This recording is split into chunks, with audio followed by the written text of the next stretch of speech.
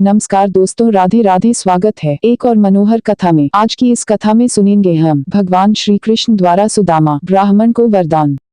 सभी जीवात्माओं के परमात्मा भगवान श्री कृष्ण प्रत्येक व्यक्ति के हृदय को भली भांति जानते हैं। वे ब्राह्मणों तथा भक्तों के प्रति विशेष रूप से उन्मुख है। भगवान श्री कृष्ण को ब्रह्मण्य देव कहा जाता है, जिसका अर्थ होता है कि वे ब्राह्मणों द्वारा पूजे जाते हैं। अतएव यह समझा जाता है कि जो भक्त श्री भगवान के प्रति पूर्ण रूपेण समर्पित है, उसने स्वयं ही ब्राह्मण की स्थिति प्राप्त कर ली है। ब्राह्मण बने बिना कोई भगवान कृष्ण तक नहीं पहुँच सकता। कृष्ण अपने भक्तों के कष्ट को दूर करने के लिए विशेष रूप से चिंतित रहते हैं तथा शुद्ध भक्त के वे ही एकमात्र शरण है। भगवान श्री कृष्ण बहुत समय से अपने पूर्वकालीन संबंध के विषय में सुदामा विप्र से वार्ता करने में संलग्न थे। तत्पश्चात अपने पुराने मित्र के संग का लाभ उठाने के लिए भगवान श्री कृष्ण ने मुस्कुराते हुए पूछा, प्रिय मित्र, तुम मेरे लिए क्या लाए हो? क्या तुम्हारी पत्नी ने मेरे लिए तुम्हें कुछ भोज्य पदार्थ दिया है? अपने मित्र को संबोधन करते हुए भगवान श्री कृष्ण उसकी ओर देखते हुए अत्यंत प्रेम के साथ मुस्करा रहे थे। उन्होंने आगे कहा, प्रिय मित्र, तुम अपने घर से मुझे देने के लिए अवश्य कोई वस्तु लाए होगे। श्री कृष्ण को ज्ञात था कि सुदामा उन तुच्छ चावलों को भेंट में देने के लिए हिचक रहे हैं जो खाने के योग्य नहीं थे, तथा सुदामा विप्र के मन की बात जानने के पश्चात श्री भगवान ने कहा, प्रिय मित्र, अवश्य ही मुझे किसी भी वस्तु की आवश्यकता नहीं है, परंतु यदि मेरा भक्त प्रेम भाव में मुझे कुछ अर्पित करता है, चाहे वह वस्तु कितनी भी उपेक्षित हो, मैं पूर्णानंद के साथ उसे स्वीकार करूंगा। इसके विपरीत यदि कोई व्यक्ति अभक्त है, फिर भी चाहे वह अत्यंत मूल्यवान वस्तु मुझे अर्पित करे, मैं उसे स्वीकार करना नहीं चाहूंगा। वास्तव में मैं केवल उन्हीं वस्तुओं को स्वीकार करता हूँ जो प्रेमा भक्ति के साथ मुझे अर्पित की जाती है, अन्यथा चाहे वह वस्तु कितनी भी मूल्यवान हो, मैं उसे स्वीकार नहीं करता। यदि मेरा शुद्ध भक्त छोटे से फूल, छोटी सी पत्ती, थोड़े से जल जैसी नगण्य वस्तुएं भी मुझे अर्पित करता है, परंतु उस चिढ़ावे को वह भक्ति प्रेम से सिक्त कर देता है, तो मैं न केवल ऐसे समर्पण को सहर्ष स्वीकार करता हूँ, अपितु अत्यंत आनंद पूर्वक उसका सेवन भी करता हूँ। श्री कृष्ण ने सुदामा विप्र को आश्वासन दिया कि वे चाव से उन निकृष्ट चावलों को स्वीकार करेंगे जो वह अपने घर से लाया है। तथापि अत्यंत शर्म के कारण सुदामा विप्र उन चावलों को भगवान को देने में संकोच कर रहा था। वह सोच रहा था, ऐसी तुच्छ वस्तु को मैं श्री कृष्ण के प्रति कैसे अर्पित कर सकता हूँ। उसने केवल अपना सिर झुका लिया।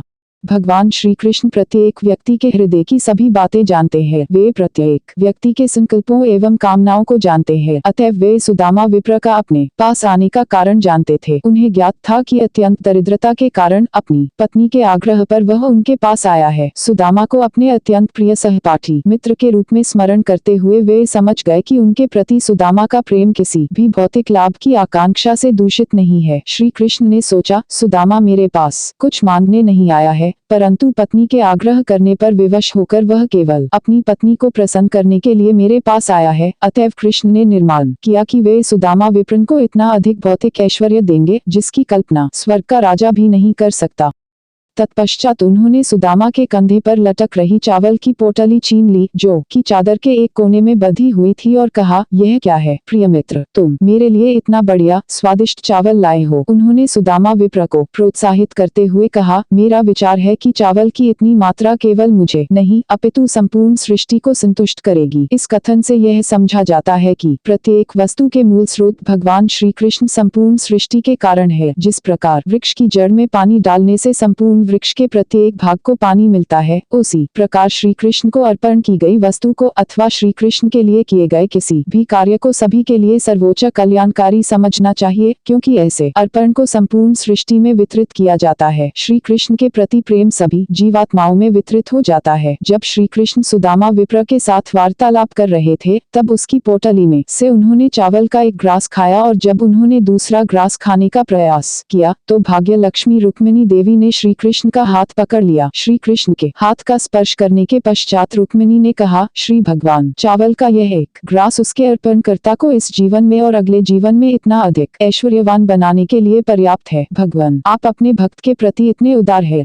कि चावल का यह एक ग्रास भी देने वाले को इस जीवन में तथा अगले जीवन में ऐश्वर्यवान बनाए रखता है। यह संकेत करता है कि जब भगवान श्री कृष्ण को प्रेम एवं भक्ति के साथ अन्न अर्पित किया जाता है तथा वे प्रसन्न होकर उसे भक्त से स्वीकार कर लेते हैं, तो भाग्य लक्ष्मी रुक्मिणी उस भक्त के प्रति इतनी कृतज्ञ हो जाती है कि उसे व्यक्तिगत रूप से उस भक्त के निवास स्थान पर जाकर उसे विश्व के सर्वाधिक ऐश्वर्यवान घर में परिवर्तित करना पड़ता है। यदि व्यक्ति श्री नारायण को शानदार ढंग से तृप्त करता है, तब भाग्य की देवी लक्ष्मी स्वयं ही उस व्यक्ति के घर में निवास करती है, जिसका अर्थ है कि उस व्यक्ति का घर ऐश्वर्य बन जाता है। ब्राह्मण सुदामा ने वह रात श्री कृष्ण के घर पर व्यतीत की और जब तक वहाँ पर रहा उसने अनुभव किया कि वह वैकुंठ धाम में निवास कर रहा है। वास्तव में वैकुंठ में रह रहा था, क्योंकि जहाँ स्वयं नारायण श्री कृष्ण तथा भाग्य देवी रुक्मिणी निवास करते हैं, वह स्थान वैकुंठ लोक से भिन्न नहीं होता। विद्वान वह ऐसा प्रतीत हुआ कि श्री कृष्ण के महल में रहते हुए सुदामा ब्राह्मण को कोई भी ठोस वस्तु नहीं प्राप्त हुई है, तथापि उसने श्री कृष्ण से किसी भी वस्तु की मांग नहीं की। अगले दिन प्रातः काल वह अपने घर के लिए चल पड़ा। वह रास्ते भर श्री कृष्ण द्वारा किए गए उसके स्वागत के विषय में सोचता रहा और इस प्रकार वह दिव्यानंद में लीन रहा। वह घर जाते हुए रास्ते में श्री कृष्ण के साथ उनके संबंध के विषय में स्मरण करता रहा और श्री भगवान का दर्शन करके वह अत्यंत प्रसन्न था।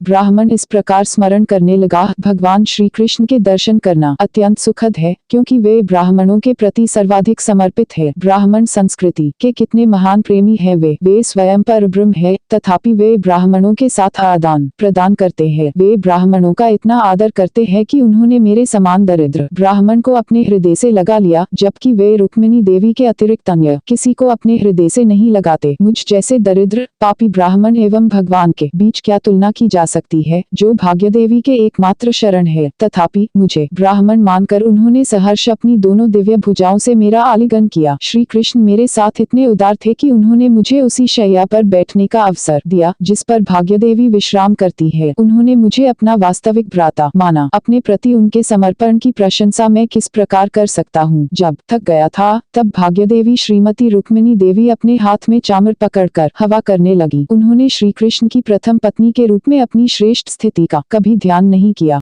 श्री कृष्ण ने ब्राह्मणों के प्रति अपने आदर के कारण मेरी सेवा की, पैरों की मालिश की तथा अपने हाथों से मुझे भोजन खिलाकर एक तरह से उन्होंने मेरी उपासना की। स्वर्गलोक जाने, मुक्ति अथवा सभी प्रकार के भौतिक ऐश्वर्य अथवा रहस्यमय यौगिक सिद्धि की कामना रखते हुए संपूर्ण ब्रह्मांड का प्रत्येक प्राणी भगवान श्री कृष्ण के चरण कमलों की उपासना करता है, तो भी श्री भगवान मेरे प्रति इतने दयालु थे कि उन्होंने मुझे एक चिदाम भी नहीं दिया, क्योंकि उन्हें ज्ञात था कि मैं दरिद्र पुरुष हूँ और तनिक भी धन की प्राप्ति करने पर खुश हो जाऊंगा और भौतिक ऐश्वर्य के प्रति पागल होकर उनको भूल जाऊंगा। ब्राह्मण सुदामा का कथन सही है। यदि कोई साधारण दरिद्र मनुष्य भगवान से भौतिक ऐश्वर्य की प्राप्ति के लिए प्रार्थना करता है और यदि वह किसी प्रकार भौतिक ऐश्वर्यों का धनी बन जाता है, तब तत्काल ही वह श्री भगवान के प्रति कृतज्ञता को भूल जाता है। अतएव श्री कृष्ण अपने भक्तों को तब तक किसी भौतिक में नहीं कराते जब तक भक्त पूर्ण खूपेन निराश्रय नहीं हो जाता। यदि निष्ठापूर्वक भगवान की सेवा करता है तथा साथ ही साथ भौतिक की कामना करता है, तो भगवान अपने भक्त को उसकी प्राप्ति नहीं कराते। इस प्रकार विचार करके सुदामा धीरे धीरे अपने निवास स्थान पर पहुंचा, परंतु वहां पहुंचकर उसने देखा कि प्रत्येक वस्तु आश्चर्यजनक रूप से बदल थी। उसने देखा कि उसकी कुटिया के स्थान पर वहाँ भव्य महल थे, जो मणियों तथा रत्नों से निर्मित थे और वे सूर्य, चंद्रमा एवं अग्नि की किरणों और भांति प्रकाशमय थे। वहाँ पर भव्य महल ही नहीं थे, अपितु थोड़ी दूरी पर सुंदर हब से सुसज्जित उद्यान थे, जिनमें अनेक सुंदर पुरुष एवं नारियां टहल रहे थे। उन्होंने में कमल पुष्पों एवं सुंदर कुमुदिनी फूलों से परिपूर्ण सुंदर तालाब थे और वहीं पर बहुरंगी पक्षियों के अनेक झुंड थे। अपने निवास स्थान का इतना अद्भुत सपंतर देखकर ब्राह्मण सुदामा मन ही मन सोचने लगा, मैं इतना सारा परिवर्तन कैसे देख रहा है? क्या यह स्थान मेरा ही है अथवा किसी अन्य का? यदि यह वही यान है जहाँ मैं रहा करता था, तो यह इतने आश्चर्यजनक रूप में कैसे बदल गया? जब सुदामा इस पर विचार कर रहा था, तब देवताओं के सृष्ट रूप वाले खर्री का एक समूह सुदामा का स्वागत करने के लिए वहां आया। उनके साथ गायके वे सभी शुभ गीतों का गान कर रहे थे। सुदामा की पत्नी अपने पति के का समाचार सुनकर अत्यंत प्रसन्न हुई तथा विलंब ही वह महल के आ गई। सुदामा की पत्नी इतनी सुंदर लग रही थी कि उसे देखकर ऐसा प्रतीत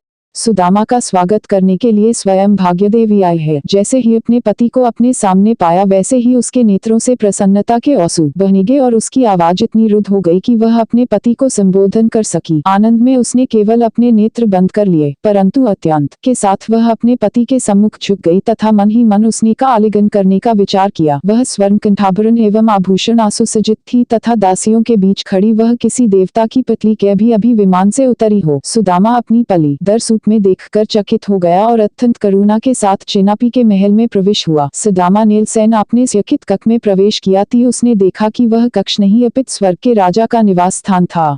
महल रत्नों के स्तंभों से घिरा हुआ था। गहेदार पलंग एवं शैयारे हस्तिदंतों से निर्मित स्वर्ण एवं रत्नों से अलंकृत थी तथा बिछौना दूध के झाग के समान सफेद एवं कमल पुष्प के समान मुद था। वहां पर स्वर्ण शलाका से लटकते हुए अनेक चामर तथा अनेक स्वर्णिम सिंहासन थे जिन पर कमल पुष्प के समान कोमल गहे लगे हुए थे। विभिन्न स्थानों पर रेशमी एवं रोएदार छतरियां थी जिन पर चारों ओर मोतियों की धारियां लटक रही थी। संपूर्ण भवन उत्तम पारदर्शी संगमरमर पर खड़ा था जिसमें पन्ना जड़े थे। महल में सभी रखियां मूल्यवान मणियों से निर्मित दीपक धारण किए थी। ज्वाला एवं रत्नों के सम्मिश्रण से अद्भुत कांति उत्पन्न हो रही थी। जब सुदामा ने देखा कि अब उसकी स्थिति ऐश्वर्य की स्थिति पर्यंत पहुंच गई है और जब वह इस परिवर्तन का कारण निर्धारित नहीं कर सका तो वह गंभीर होकर सोचने लगा कि ऐसा कैसे हुआ होगा। वह इस प्रकार सोचने लगा, अपने जीवन के आरंभ से मैं अत्यंत दरिद्री रहा हूँ, अतः इस आकस्मिक एवं महान ऐश्वर्य का क्या कारण हो सकता है। यदुवंश के प्रधान भगवान श्री कृष्ण की स्वकृपामय दृष्टि के अतिरिक्त मैं अन्य कोई भी कारण खोज नहीं पा रहा हूँ। भगवान आत्मनिर्भर है, भार्यादेवी के पति है और सर्वदा ही छह ऐश्वर्यों से परिपूर्ण रहते हैं। वे अपने भक्त के मन की बात समझ सकते हैं और वे सभी तरह से भक्त की इच्छाओं को पूर्ण करते हैं। ये सभी कार्य मेरे मित्र श्री कृष्ण के द्वारा किए गए हैं। मेरे सुंदर श्याम वर्ण मित्र भगवान श्री कृष्ण उस बादल से अधिक उदार है जो महासागर को जल से भर सकते हैं। कर्षक को दिवस काल से व्याकुल किए बिना उसे केवल संतुष्ट करने के लिए बादल रात्रि में भारी व्यथों कृत है, तथापि प्रातः काल जब कृषक उठता है तो वह समझता है कि पर्याप्त मात्रा में वर्षा नहीं हुई है। उसी प्रकार व्यक्ति की स्थिति के अनुसार भगवान सबका इच्छाओं की पूर्ति करते हैं। तथापि जो व्यक्ति कृष्ण भावना भावित नहीं होता वह समझता है कि भगवान की सभी देन उसकी इच्छा से कम है। दूसरी ओर भगवान अपने भक्त के पास से किंचित मात्रा में भी प्रेम एवं स्नेह की पूर्ति करते हैं तो वे उसे एक महान एवं मृत्यवान उपहार मानते हैं। इसका सजीव उदाहरण स्वर्ग में है। सैन्य उन्हें अरुचिकर चावल अर्पित किए और बदले में उन्होंने मुद के राजा के ऐश्वर्य से भी अधिक ऐश्वर्य की प्राप्त कराई है। वास्तव में भक्त द्वारा अर्पित की गई वस्तु भगवान को कोई आवश्यकता होती। वे आत्मनिर्भर हैं। यदि भक्त भगवान को कोई वस्तु अर्पित करता है तो उनके लाभ के लिए का यह करता है, क्योंकि भगवान को भक्त जो भी वस्तु करता है वह वस्तु लाखा गुना अधिक होकर उसके पास वापस आ जाती है। न को कोई वस्तु अर्पित करके व्यक्ति हानि नहीं उठाता। श्री कृष्ण के प्रति महान कृतज्ञता का अनुभव करके सुदामा ने सोचा, मैं नौकन की मैत्री के लिए एवं उनकी सेवा में सम्मिलित रहने के लिए तथा प्रिय कौवन में प्रेम एवं स्नेह के साथ उनके प्रति समर्पित बने रहने के लिए प्रार्थना करता है। मुझे किसी ऐश्वर्य प्राप्ति की इच्छा नहीं है। मेरी केवल यही कामना है कि मैं उनके सेवा कार्य को कभी न भूलूं। मैं उनके शुद्ध भक्तों की संगति मात्र करना चाहता है। मेरी प्रार्थना है कि मेरा मन एवं कार्य सदैव श्री कृष्ण की सेवा में संलग्न रहे। जिनमें भगवान श्री कृष्ण को ज्ञात है कि अनेक महान व्यक्ति अत्यधिक ऐश्वर्य के कारण अपनी स्थितियों से गिर गए हैं। अतएव यदि कोई भक्त उनसे कुछ धन संपत्ति की मांग करता है तो कभी कभी भगवान उसकी यह इच्छा पूरी नहीं करते। वे अपने भक्तों के विषय में सतर्क रहते हैं। भक्ति की अपरिपक्व अवस्था में स्थित भक्त को शानदार धन संपत्ति दी जाने पर वह इस भौतिक जगत में होने के कारण अपनी स्थिति से गिर सकता है। अतएव भगवान उसे किसी ऐश्वर्य का रसास्वाद न कराते। अपने भक्त पर भगवत कृपा की अन्य अभिव्यक्ति है। उनकी प्रथम चिंता वह है कि भक्त अपनी स्थिति से नीचे न आए। वे उस शुभ चिंतक पिता के समान जो अपने अवयस्क पुत्र के हाथ में अधिक धन नहीं देता, परंतु अपने पुत्र के वयस्क हो जाने पर जब पुत्र को धन व्यय का ज्ञान हो जाता है उसे सम्पूर्ण खजाना। सब प्रकार विद्वान सुदामा ब्राह्मण ने निष्कर्ष निकाला कि जो धन संपत्ति उसने प्रयाण से प्राप्त की है उसे मनमानी इंद्रिय तृष्टि के लिए व्यय नहीं करना चाहिए, उसे भगवान की सेवा में लगाना चाहिए। सुदामा ने नव प्राप्त ऐश्वर्य को ग्रहण किया, परंतु वैराग्य के भाव में रहते हुए इन्द्रिय तृप्ति से अनासक्त रहकर किया। प्रकार अपनी पली के साथ वह अत्यंत शांतिपूर्व रहा और ऐश्वर्य को भगवान प्रमाद मानकर उसकी सभी सुविधाओं का आनंद उठाया। उसने विभिन्न प्रकार पदार्थों को भगवान को अर्पित करने के पश्चात उसे प्रसाद के रूप में अहस्रह हमेवत कृप से धन यश की शी तथा सींदर का सारे उपहारों को भगवान की अर्पित करके उसका आनंद लें और उसे इंद्रिय तृष्टि में न लगाएं। वह ज्ञानी वाहन उसी सी स्थिति में रहा तथा प्रचुर ऐश्वर्य के कारण भस्म हो जाने के स्थान पर भगवान श्री कृष्ण के प्रति उसकी प्रेम और भक्ति प्रत्येक दिन बढ़ती चली गई।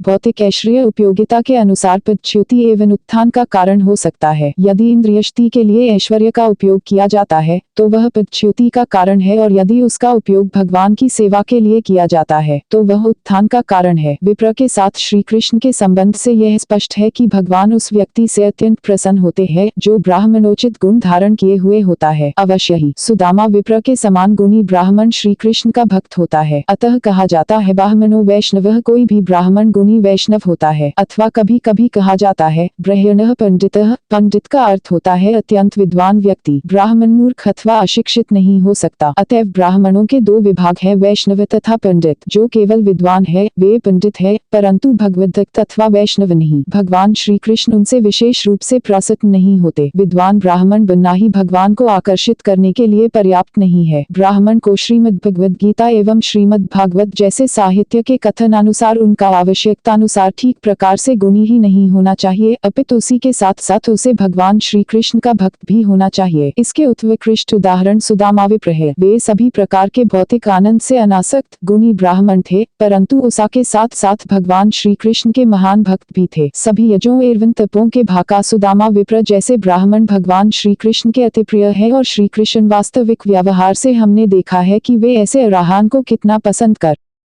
अतः मानव पूर्णता की आदर्श अवस्था है सुदामा विप्र के समान प्राहन व अण बनना। सुदामा विप्र ने अनुभव किया कि यह अपि श्री कृष्ण जय है, तथापि वे जब का द्वारा पराजित होना स्वीकार करते हैं। उसने अनुभव किया कि श्राक्र प्रति कितने दयाल है, और भगवान श्री कृष्ण के विषय में स्थरण करते हुए वह सदैव संयोहन मर रहता था। इस प्रकार निरंतर सिंधुपन का उपकार उसके हृदय में विद्यमान था। वह पूर्ण स्पेदूर अल ही चैकअप लोक में चलाया। शुक्ते भगवान श्री कृष्ण द्वारा सुदामा ब्राह्मण को वरदान। सुदामा विप्र एवं श्री कृष्ण के इतिहास का श्रवण करेंगे, उन्हें ज्ञात होगा कि सुदामा जैसे ब्राह्मण भक्तों के प्रति श्री कृष्ण कितने दयाल है। अतएव जो व्यक्ति इस इतिहास का श्रवण करता है वह धीरे धीरे विप्र के समान गुणी बन जाता है, और इस प्रकार वह भगवान श्री कृष्ण के वैकुंठ लोक में स्थानांतरित हो जाता है।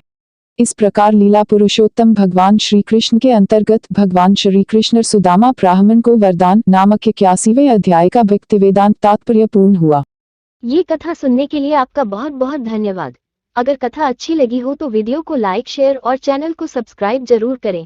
कमेंट में राधे राधे जय श्री कृष्ण लिखना ना भूलें।